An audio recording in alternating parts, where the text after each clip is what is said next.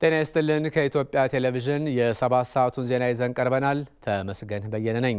በመጀመሪያም በአድዋ የጦርነት ገድል ሴት አርበኞች ከአመራር ጀምሮ ወታደራዊ ቁስ አቅራቢነት እንዲሁም እስከ ተዋጊነት ይደርስ የነበረው ሚናቸው በኢትዮጵያ የታሪክ ስነ ጽሑፍ ውስጥ ሊዳብር እንደሚገባ ተጠቆመ። የዚህ ትውልድ ሴቶች ካለፉት አያት ሴት አርበኞች ብልሃትና ጥበብ ተምረው ለሀገር ሰላም ዘብ መቆም እንዳለባቸው የአድዋ ድል ታሪክ አስተማሪ መሆኑን ቀጣዩ የሪፖርተራችን ኮሰን ብርሃኑ ዘገባ እንደሚከተለው ያረመበት የስማ ንጉስ አካባቢ ሊገነባ የታሰበውና የዘንድሮ 124ኛው የአድዋ ድል ከመከበሩ በፊት ግንባታው እንዲያልቅ የታሰበለት ሙዚየም በተለያዩ ምክንያቶች ተጨማሪ 5 ወራትን የሚጠይቅ ሆኗል። ሙዚየሙ ከወራት በኋላ እንደሚያልቅ ቢነገርለትም ሙዚየሙን ከቦታው ታሪካዊ ይዘት ጋር በሚያዛምዱ ቁሳቁሶች ሙሉ ማድረግ ሊታሰብበት እንደሚገባም ነው የተጠቆመው። ኮሰን ብርሃኑ ዝርዝር አለው። ከመዲናዋ አዲስ አበባ በስተሰሜን ከ460 ኪሎ ሜትር በላይ ተጉዘን ውጫሌ አካባቢ ከትመናል። ከተማዋን በግራ በኩል ቁልቁል የሚመለከቷት የአምባሰል ሰንሰለታማ ተራራዎች ስር ኢትዮጵያውያን ለሀገር ሉዓላዊነት የነበራቸውን ዋጋ በተግባር ያሳዩባት ይህች ትንሽ መንደር ውስጥ ትልቅ ታሪክ አለ። ስማ ንጉስ በተባለው በዚህ አካባቢ በ1881 ዓ.ም በፋሺስት ጣሊያንና ኢትዮጵያ መካከል በተደረገው የውጫሌ ውል ውስጥ የተሰነደው 17ኛው አንቀጽ ለአድዋ ጦርነት መነሻ እንደነበር ታሪክ ያወሳል። ሁኔታው ታዲያ ቀኝ ልግዛ ላለው ጣሊያን በቋንቋው ገዥነቱን የከተበበት፣ ቀኝ ሊገዛ የተመኛቸው ኢትዮጵያውያንን ደግሞ ያስቆጣና ለሀገር ሲሉ ቢታን በአንቀጹ ላይ እንዲያውጁ ያስገድድ ነበር። ከአድዋ ጦርነት ጋር በተያያዘ የመጀመሪያው ዲፕሎማሲያዊ ድል የተጸነሰበት ይህን የክፍለ ዘመኑን ታሪካዊ ቦታ ከረፈደም ቢሆን ለመዘከር ያለመው ከ2 ዓመታት በፊት በአካባቢው ግንባታ የተጀመረው የስማ ንጉስ ሙዚየም ዙሪያ ያወጉን የአካባቢ ነዋሪና የሃይማኖት አባት የሆኑት ቆሞስ አባ ወልደ መድኅን ምናባቸውን ወደ ኋላ ወስደው እውነቱን ከሀገር ሉዓላዊነትና ለታሪኩ ከተሰጠው ዋጋ ጋር አዋስተው ስሜታቸውን አጋሩን። ቦታውን ሳስበው ብዙ ነገሮች ይሰሙኛል። አድዋ መነሻ እንደመሆኑ መጠን ይሄ ቦታ ምክንያቱም ከጣሊያኑ ተወካይ ጴጥሮስ አንቶሎኒ ጋር አባቶቻችን ፊርማ ሲፈራረሙ ውለታ ሲዋዋሉ ኢትዮጵያዊነትን እንደ ሉዓላዊነት ለማስቀጠል ያደረጉበት ስለሆነ እስካሁን ባለመዘከሩ ሲቆጨን እልሁ ሲሰማ ኖሯል። ነገር ግን ሰዓቱን ጠብቆ በአሁኑ በዚህ ትውልድ በመነሳቱ ትልቅ ደስ ይለናል።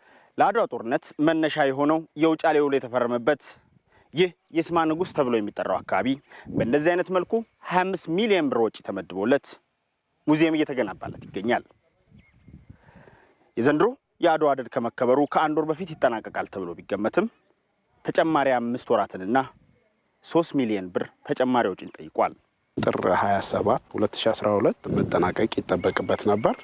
ግን መካተት የሚገባቸው ዋና ዋና ስትራክቸራል ፓርት አሉ፣ ህንፃ መቅረት የሌለባቸው እነሱ ዲዛይን ፕሮሰስ ላይ ተሟልተው መምጣት ነበረባቸው። በአማካሪዎች ማቴሪያል እንድንቀይር በታዘዝነው መሰረት ለመቀየር ዲዛይንና የስራ ውል ጋር ተያይዞ ያሉ ችግሮች እነሱ ለመዘግየቱ ምክንያት ይሆናሉ። የቦታውን ታሪካዊነት ከሙዚየሙ ተሻጋሪነት ጋር የሚያያይዙት የአካባቢ ነዋሪ ቆሞስ አባ ወልደ መድኅን ሙዚየሙ ተገንብቶ ከማለቁ በላይ ሙዚየሙን በታሪኩ ይዘት ልክ በቁሳዊ ሀብት ሙሉ ማድረግ እርሳቸውና የሚመለከተው አካል የሚጋሩት ጥያቄ ነው። ቢታሰብበትም ጥሩ ነው የሚለው ይሄ የኢትዮጵያ ህዝብ ሀብት ነው። ሙዚየም ደግሞ ትልቁ ነፍሱ ሙዚየሙ ውስጥ የሚገቡት ቅርሶች ናቸው።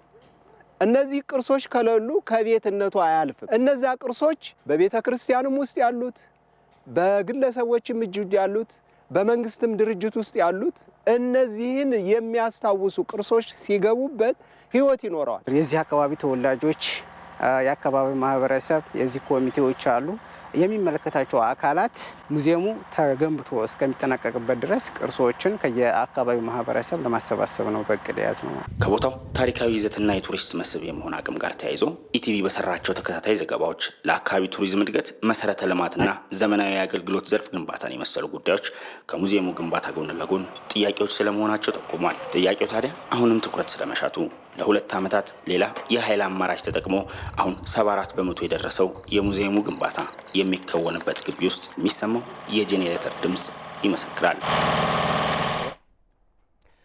አድዋ ለኢትዮጵያውያን ብቻም ሳይሆን ለመላ አፍሪካውያን የክብር ምንጭ መሆኑን ጅቡታውያን ተናገሩ። በጅቡቲ የሚገኙ ትውልደ ኢትዮጵያውያንና ጅቡታውያን የአድዋ የድል ታሪክን ለማክበር ከጅቡቲ አዲስ አበባ በባቡር ጉዞ አድርገዋል። በአዲስ አበባም የተለያዩ ታሪካዊ ስፍራዎችን እየጎበኙ ነው። ሀብታሙ ደባሱ ተጨማሪ አለው።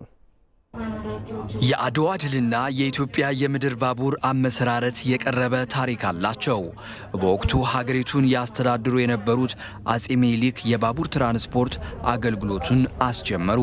የመጀመሪያው የኢትዮ ጅቡቲ ምድር ባቡር 784 ኪሎ ሜትር እርዝመት የነበረው ሲሆን ከአዲስ አበባ ተነስቶ በሐረር ድሬዳዋን አቋርጦ ጅቡቲን የሚዘልቅ ነበር። ይህ የታሪክ ሂደት ዛሬ ለጅቡቲውያን የማይረሳ ነው።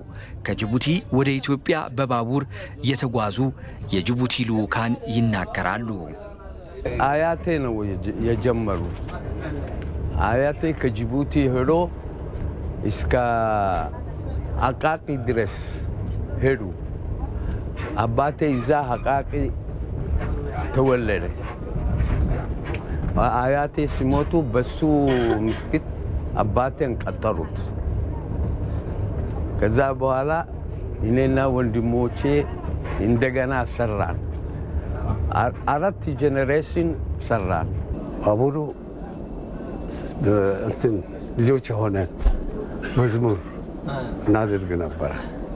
እልም ያለ ባቡሩ እልም ያለ ባቡሩ ወጣት ይዞ በሙሉ ገሰገሰ በሙሉ ገሰገሰ ባቡሩ ወጣት ይዞ በሙሉ እያልን ነበረ የምንዘምረው። የባቡር ታሪክና ጅቡቲያውያን ከኢትዮጵያውያን ዝምድና ባለፈ ሕይወታቸው ነው። ይህ ታሪክ ደግሞ የሁለቱን ሕዝቦች አንድነት የሚያሳይ እንደሆነ ተጓዦቹ ይናገራሉ። ባቡር ለእኛ ጎሮሮ ነው፣ የእኛ ኑሮ ነው። በተወለድንበት ሰራንበት፣ በላንበት። ለእኛ ምድር ባቡር ትልቅ ነገር ነው። አንጋፋው የጥበብ ሰው ስለሺ ደምሴ ጋሻ በራ ሞላ ስለ ባቡር አዚሟል። ባቡርና ኢትዮጵያውያንን በሙዚቃው ከፍ አድርጓል። ባቡር በኢትዮጵያ ታሪክ ውስጥ ብዙ ስራ ሰርቷል። ከጅቡቲ ከቀይ ባህር ማለት ነው ድሬዳዋን አቋርጦ ወደ አዲስ አበባ ይመጣል እና የዛን ጊዜ እንግዲህ ሸቀጣ ሸቀጡ ሰዎችን ሁሉ እያመላለሰ ነበር የሚሄደው። አዋሽን የመሰለ ወንዝ አቋርጦ ይሄዳል። ከዛ በኋላ ድሬዳዋ ይገባል። አቶ ቢኒያም ኤፍሬም በጅቡቲ የኮሚኒኬሽንና የፐብሊክ ዲፕሎማት ናቸው። የአድዋ ድልን ምክንያት በማድረግ የተደረገው ጉዞ ሁለቱ ሀገሮችን የኢኮኖሚ ጥምረት ለማሳደግና ወዳጅነትን ለማጠናከር ነው ይላሉ። የአድዋ ድል በዓልና የኢትዮ ጅቡቲ ቀደም ሲል ኢትዮ ፍራንስ አሁን ደግሞ የኢትዮ ጅቡቲ የምድር ባቡር መስመር ዝርጋታ በተመሳሳይ ጊዜ የተከናወነ ነው። የ1 ዓመት ከመንፈቅ ልዩነት ነው ያላቸው። ስለዚህ የአድዋ ድልን በዓል ስናከብር የኢትዮ ጅቡቲ የምድር ባቡርንም ታሪክ አብረን የምንዘክርበትንም አጋጣሚ ለመፍጠር እንዲቻል በማሰብ፣ ሁለተኛ ደግሞ እንደሚታወቀው ኢትዮጵያና ጅቡቲ በአፍሪካ ቀንድ የኢኮኖሚ ውህደት ለማድረግ በሚያደርጉት ግስጋሴ ግንባር ቀደምት ቦታ የያዙ ሀገራት ናቸው። The Adwa victory, this was the first African victory. የአድዋ ድል ለመጀመሪያ ጊዜ አፍሪካውያን ቀኝ ገዢዎችን ያሸነፉበት ታሪክ ነው። ንጉሥ ምኒልክ ከድል ማግስት በኋላ ይህንን ባቡር ገንብተዋል። ስለ አድዋ ስናወራም ይህን የባቡር መስመርና ታሪኩን አንረሳም። በጉዞው የጅቡቲ ዲፕሎማቶችና የኢትዮጵያ የቀድሞ የምድር ባቡር ሰራተኞች፣ ትውልደ ኢትዮጵያውያንና ወጣቶች ተሳታፊ ሆነዋል።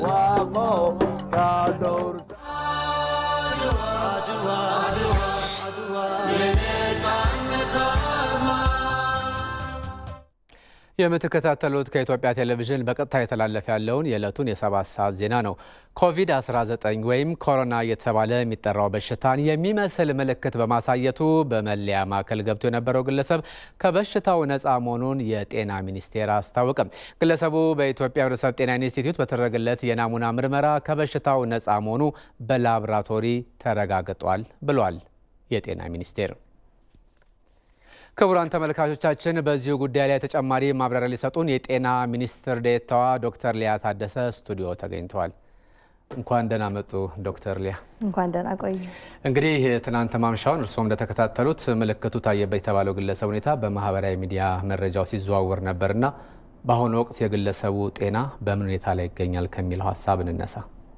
እሺ እንግዲህ ትላንትና በተገለጸው መሰረት ይህ ግለሰብ ከቻይና ከመጣ ከ8 ቀን በኋላ እነዚህ ምልክቶች የትኩሳትና የሳል ምልክት በማሳየቱ መለያ ማዕከሉ ገብቶ ምርመራው እንግዲህ በትላንትናው ምሽት ተጠናቆ ነፃ መሆኑ ተረጋግጧል።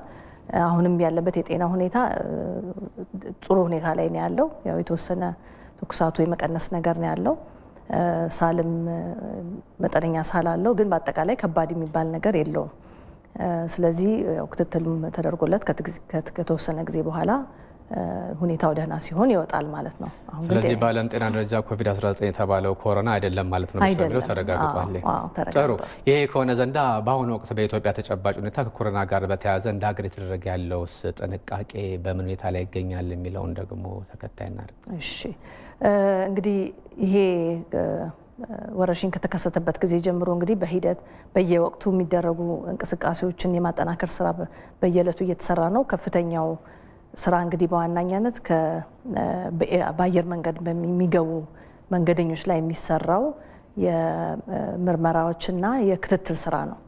እሱን እንግዲህ በየዕለቱ በየጊዜው ይህንን የሚከታተለው ግብረ ኃይልና ጤና ሚኒስቴር ስር ያለው ቡድን ከህብረተሰብ ጤና ኢንስቲትዩት ጋር በየጊዜው እንዴት ነው የምናጠናክረው የሚለውን ከአየር መንገድና ኤርፖርት ጋር ስራዎቹ በየዕለቱ እየተሰሩ ነው። ስለዚህ የዚህ የትኩሳት ልየታ ስራው ከበፊት ከነበረውም እየተጠናከረ ለመሄድ በማስፋፋት እነዚህ በካሜራ የሚደረጉት ማንኛውም የሚገባ መንገደኛ ቴስት የሚደረገው እንዳለ ሆኖ ከቻይና የሚመጡ ፍላይቶች ያው ገና ከመውረዳቸው በፊት ምርመራው ይደረጋል ነው በሚወርዱበት ሰዓት ይደረጋል። ከዛ በተጨማሪ ያው መረጃቸውን ደግሞ ሰጥተው እንዲሄዱ የሚደረግበት ያው ፎርም አለ። የአድራሻ የምንከታተልበትም ነገር ግን ሌላ ስሜትም ካላቸው የህመም ስሜትም ካላቸው ከዛ ደግሞ ከመጡበት ቦታ እንደዚህ አይነት ህመም ስሜት ያለው ወይም በኮቪድ-19 የተያዘ ሰው ጋር ግንኙነት ከነበራቸው እነዚህን ሁሉ የሚጠይቁ መጠይቁን በመውሰድ ከዛ በኋላ በስልክ ክትትል ይደረግላቸዋል። በእርግጥ ያንን በየዕለቱ ያንን የመመዝገብ ሁሉንም መንገደኛ በተለይ ከቻይና የሚመጣውን ነበር ይህን ሁሉ የምንመዘግበው። አሁን ካለፉት ጥቂት ቀናት ጀምሮ ደግሞ እንግዲህ የበሽታው መስፋት ወደ ሌሎች ሀገር እየሰፋም እየጨመረም ስለሆነ 4 ሀገሮችን እዚህ ውስጥ ጨምረናል የክትትሉ የምናደርግበት። ይሄ እነዚህም የሳውዝ ኮሪያ፣ የጃፓን፣ ጣሊያንና ኢራን ናቸው። አሁን ቁጥራቸው እየጨመረ ያለበት ቦታዎች። ስለዚህ ከነዛ የሚመጡ ሀገሮችም ይህንን እንድንመዘግብና እንድንከታተል እየተደረገ ነው። ስለዚህ ከዛ በኋላ ግን ትልቁ ነገር አድቫይዝም እየተሰጠ ወረቀትም ሰጥቷቸው የሚሄዱት እነዚህ መንገደኞች በተቻለ መጠን 14 ቀን ምንም ስሜት ባይኖራቸውም ራሳቸውን ቤት ውስጥ እንዲያቆዩ ብዙ እንዳይቀላቀሉ ከማህበረሰቡ ጋር ነው። መልካም። ዶክተር ሊያ ታደሰ የጤና ሚኒስትር ዴኤታ፣ ለሀሳቡም ለጊዜውም አመሰግናለሁ። እሺ አመሰግናለሁ። በቻይና ሁቤ ግዛት ትምህርት ገበታ ላይ የሚገኙ ኢትዮጵያውያን ተማሪዎች በኮሮና ቫይረስ እንዳይያዙ አስፈላጊ የጤና ክትትልና ድጋፍ የተደረገላቸው መሆኑን በኢትዮጵያ የቻይናው አምባሳደር ታንጂያን ተናገሩ።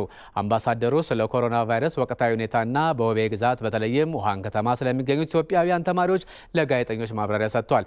አምባሳደሩ በማብራሪያቸው ለተማሪዎቹ አስፈላጊ የሆነ የጤና ክትትል እንዲሁም ሁሉን አቀፍ ድጋፍ የተደረገላቸው መሆኑን ተናግረዋል። 311 Ethiopian students. በሁቤ ግዛት 311 ኢትዮጵያውያን ተማሪዎች ይገኛሉ። እነዚህ ኢትዮጵያውያን ተማሪዎችን ጨምሮ ዓለም አቀፍ ተማሪዎችን የቻይና መንግስት በተለይም የጤና ሚኒስቴር ለበሽታው ተጋላጭ እንዳይሆኑ በልዩ ሁኔታ ክትትል እያደረገላቸው ይገኛል። በየጊዜው መረጃ እንዲያገኙ በማድረግና የሚያስፈልጋቸውን ቁሳቁስ በማቅረብ ፈጣን አገልግሎት እየተሰጣቸው ይገኛል። እስካሁን በበሽታው የተጠረጠረ ተማሪ አለመኖሩን አምባሳደር ታረጋግጠዋል። የተማሪ ወላጆችም ስጋት ውስጥ እንዳይገቡም ጥሪ አቅርበዋል። ኢትዮጵያና ቻይና የቆየ ወዳጅነት እንዳላቸው የተናገሩት አምባሳደሩ የወዳጅነት በጥሩም ይሁን በክፉ ጊዜ የማይለዋወጥ በመሆኑ ለኢትዮጵያ መንግስት ያላቸውን አድናቆትም ገልጸዋል። ሪፖርተራችን አማረ ተመስገን እንደዘገበው በቻይና በተከሰተው የኖቨል ኮሮና ቫይረስ ቪኮድ-19 ወረርሽኝ የሟቾች ቁጥር ከ2800 በላይ ደረሰ ሲሆን ከበሽታው ያገገሙ ሰዎች ቁጥር ደግሞ ከ36000 በላይ ደርሷል። Up till now, there is no case of infection reported. በበሽታው የተያዘ አንድም ተማሪ የለም። ጠቅላይ ሚኒስትር ዶክተር አብይ አህመድ ከፕሬዝዳንት ዢ ጋር በስልክ ውይይት አካሂደዋል። ፕሬዝዳንት ዢም ኢትዮጵያውያን ተማሪዎችን ሁሉን አቀፍ ድጋፍ እየተደረጋላቸው መሆኑን ለጠቅላይ ሚኒስትሩ አረጋግጠውላቸዋል። በቡራዩ ከተማ የብልጽግና ፓርቲን የሚደግፍ ሰላማዊ ሰልፍ ተደረገ። በሰልፉ ላይ የተሳተፉ የከተማዋ ነዋሪዎችም አንድነትን በማጠናከር ከብልጽግና ጋር በጋራ እንሰራለን ብለዋል። በሰልፉ ላይ ከቡራዩ ከተማ የተለያዩ ቀበሌ የመጡ ነዋሪዎች ተሳትፈውበታል። በብልጽግና ፓርቲ የተከናወነ ያለውን የለውጥና የልማት ስራ ቀጣይነት እንዲረጋገጥ ድጋፍ እናደርጋለን ሲሉም ሀሳባቸውን ተናግረዋል። በከተማዋ ባለፈው ሳምንት የተከሰተውን በቡራዩ ከተማ ሰላምና ጸጥታ ዘርፍ ኃላፊ ኮሚሽነር ሰለሞን ታደሰ ግድያና ሌሎች አመራሮች የተፈጸመውን ጥቃትም አውግዘዋል። በዚህ ጉዳይ ላይ ተጨማሪ መረጃ ሊሰጠን አቤል ሙሉጌታ እዚህ ስቱዲዮ ይገኛል። እንደምን ውላል አቤል? እንዴት ውላል ተመስገን። በዚህ በሰልፉ ላይ በቡራዩ ምን ዋና ዋና መልእክቶች ተነሱ የሚለውን አጠር አድርገን እናንሳ። በጣም ጥሩ። እንግዲህ ቀደም ብለን እንዳልከው በዛሬው ዕለት ነው ሰልፉ የተደረገው። በቡራዩ ከተማ የተለያዩ ቀበሌዎች የሚገኙ የአካባቢ ነዋሪዎችም ጭምር በተገኙበት ነው ሰልፉ የተደረገው። እንግዲህ በዋናነት ሰልፉ ሁለት መልእክቶችን ነው ይዞ የወጣው። አንደኛው የብልጽግና ፓርቲን በመደገፍና በተለይ የለውጥ አመራሩ በአገሪቱ እያደረገው ያለው የለውጥ ስራ የበለጠ ተጠናክሮ እንዲቀጥል ጥረት አብረን ድጋፍ እናደርጋለን የሚል ሀሳቦች እንዲሁ ተነስቷል። ከዚህም ባለፈ ደግሞ ቀደም ብለን እንደጠቀስከው ባለፈው ሳምንት በከተማው የተፈጸመ የአመራሮች ጥቃትና ግድያ አለ። በተለይ የከተማው ጸጥታና ሰላም ዘርፍ ኃላፊ የሆኑት ኮሚሽነር ሰለሞን ታደሰን ግድያ በጣም በማውገዝ እንዲሁም በተለይ በለውጡ ላይ ያደረጉት የነበሩት ስራ በጣም ትልቅ እንደነበረና በጣም ለከተማው አስፈላጊ የነበሩ ታጋይም ጭምር እንደነበሩ እንደዚሁ ሀሳባቸውን የሰጡን የሰልፉ ተሳታፊዎች ተናግረዋል። ከዚህም ባለፈ ደግሞ ኮሚሽነር ታደሰ ከህብረተሰቡ ጋር በቅርበት ሆኖ የሚሰራ ከወጣቱ ጋር ወጣት ከአዛውንቱ ጋር ኮሚሽነር ሰለሞን ይቅርታ በቅርበት የሚሰራ ሰው እንደነበረ በተለይም ለዚህ ለውጥም ጥሩ ትግል ሲያደርግ የነበረ በጣም የቅርብ የአካባቢው ማህበረሰብ የቅርብ ሰው እንደነበረና በዚህም የተሰማቸው ሀዘን በጣም ከፍተኛ እንደሆነ እንደዚሁ ገልጸዋል። ምናልባትም ከዚህ ባለፈ በሰልፉ ላይ የነበሩ መፈክሮችም ነበሩ። እነሱም በተወሰነ መልኩ ለማንሳት ያህል እንግዲህ አሸናፊ የሚሆነው አመለካከት በሀሳብና በውይይት ይዳብራል የሚሉ መልእክቶች ተነስተዋል። በተለይም ከፊታችን የሚታየን ብልጽግና ነው፣ ከዛ ጋር አብረን እንቀጥላለን፣ ሀገራዊ ለውጡንም እናሸጋግራለን፣ በዚህ አካባቢ ላይ ያሉ የለውጥ ስራዎችን በመደገፍም አሁን የሚታየን ልማት ነው፣ ከዚህ ከልማት ኃይል ጋርም በጋራ በመሆን እንሰራለን የሚሉ ሀሳቦችን የያዙ መፈክሮችም ተስተውሏል። ምናልባትም ደግሞ መሳደብና ሰዎችን ዝቅ ማድረግ የገዳ ስርዓትም የማይፈቅደው የኦሮሞ ታሪክም ባህልም ያልሆነ ነውና እንደዚህ አይነት ፖለቲካ ይዘው የሚራመዱ ሰዎችን እንቃወማለን የሚሉ ሀሳቦች ተነስተዋል። በተለይ ደግሞ ከዶክተር አብይ ይዘውት እየመሩት ያለው የብልጽግና ፓርቲ የሚያራምዱ አንድነትን ከማጠናከርና ሰላምን፣ አብሮነትን፣ መቻቻልን ከማሳደግ ጋር ያለው ነገር አሁንም ተጠናክሮ ይቀጥላል የሚሉ ሀሳቦችን አንስተዋል። በማታው ጊዜ እንመለስበታል። እናመሰግናለሁ። አመሰግናለሁ። ትናንት ምሽት የኤሌክትሪክ ኃይል ማስተላለፊያ ስርዓት ላይ ባጋጠመ ችግር ምክንያት በመላው ሀገሪቱ የኤሌክትሪክ ኃይል አቅርቦት ተቋርጦ ነበረ። የኢትዮጵያ ኤሌክትሪክ ኃይል የኮሚኒኬሽን ዳይሬክተር አቶ ሞገስ መኮንን የኃይል መቋረጥ ማጋጠሙን ትናንት ምሽት ለኢቲቪ አረጋግጠዋል። ነገር ግን ለኃይል መቋረጡ ምክንያቱ ምን እንደሆነ አለመታወቁን ገልጸው ተቋማቸው የችግሩን ምንጭ ለማወቅና መፍትሄ ለመስጠት እየሰራ መሆኑን አቶ ሞገስ የተናገሩት። በዚሁ ጉዳይ ላይ ማብራሪያ ሊሰጡን የኤሌክትሪክ ኃይል የኮሚኒኬሽን ዳይሬክተር አቶ ሞገስ መኮንን በቀጥታ የስልክ መስመራችን ላይ ነው የሚገኙት። አቶ ሞገስ እንደምን ውለዋል? እንደምን ዋልክ ተመስገን። ይመስገን። በትናንት ምሽት እንግዲህ ያጋጠመውን የኃይል መቆራረጥ በተመለከተ የችግሩ ምክንያትስ ዛሬ ለመለየት ተችሏል? አዎ፣ በእርግጥ ዛሬ መለየት ችለናል። መፍትሄም ተበጅቶለት ማስተካከያ እርምጃ ተወስዷል። ዋነኛ የችግሩ መንስኤ ተብሎ የተለየው እንግዲህ ከጊቤ 2 የሚወጣና ወደ ሰበታ የሚደርስ እንዲሁም ወደ ሰኮሩ የተዘረጋ የከፍተኛ ኃይል ተሸካሚ መስመር አለ። የ400 ኪሎ ቮልት የከፍተኛ ኃይል ተሸካሚ መስመር ነው። ይሄ እንግዲህ በአካባቢው በጣለ ዝናብና ይሄ ንፋስ ቀላቅሎ በጣለ ዝናብ የተነሳ ጊዜያዊ ችግር አጋጥሞት ነበረ። እንደዚህ አይነት ችግሮች በተለያየ ጊዜ ያጋጥማሉ። ግን የትላንቱን ለየት ያደረገው ምንድን ነው? ምሽት ላይ አብዛኛው ህብረተሰብ ተጠቃሚ ኤሌክትሪክ ፍላጎት የሚያሳይበት ሰዓት ከመሆኑ አንጻር በተለምዶ ይሄ ፒክ አወር ፒክ ሎድ የምንለው ሰዓት ስለነበረ ችግሩ አንደኛው ይሄ አሁን የጠቀስኩት መስመር ላይ ሲያጋጥም ወደ ኋላ ተመልሶ የጊቤ 3 መስመር ላይ ከጊቤ 3 ወጥቶ ወላይታ ሶዶ ገላን የሚያስተላልፍ ኃይል የሚያስተላልፍ መስመር ላይ ጫና በመፍጠር እንዲቋረጥ አድርጓል። ይሄን ተከትሎ እንግዲህ ሌሎች የኃይል ማመንጫ መስመሮቻችን የሚያመነጩትን ኃይል ወደ ናሽናል ግሪድ ወይም የብሔራዊ የኃይል ቋት ማስተላለፍ አልቻሉም። በዛ የተነሳ ኦቨርሎድድ ሆነው መላ ሀገሪቱ ላይ ኃይል እንዲቋረጥ ሆኗል። ዋነኛ ምክንያቱ እንግዲህ ከዚህ ከጊቤ 2 የኃይል ማስተላለፊያ መስመር ጋር ተያይዞ በዝናብና ንፋስ የተከሰተ ጊዜያዊ ችግር ነው።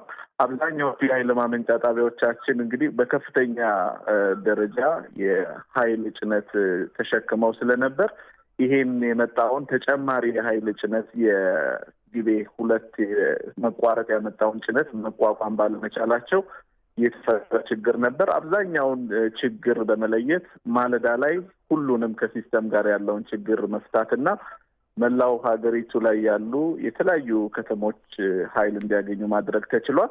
እስከ 5 ሰዓት ድረስ በነበረው ጊዜ ውስጥ ደግሞ አንዳንድ ፍተሻ መደረግ ያለባቸው መስመሮች ተለይተው በነዛ መስመሮች ላይ መስመሮችን እያቋረጡ ፍተሻ ስራ ሲሰራ ነበር። አሁን ግን አቶ ሞገስ አሁን በሁሉም የሀገሪቱ አካባቢዎች ችግሩ ተፈቷል ብሎ መደምደም ይቻላል?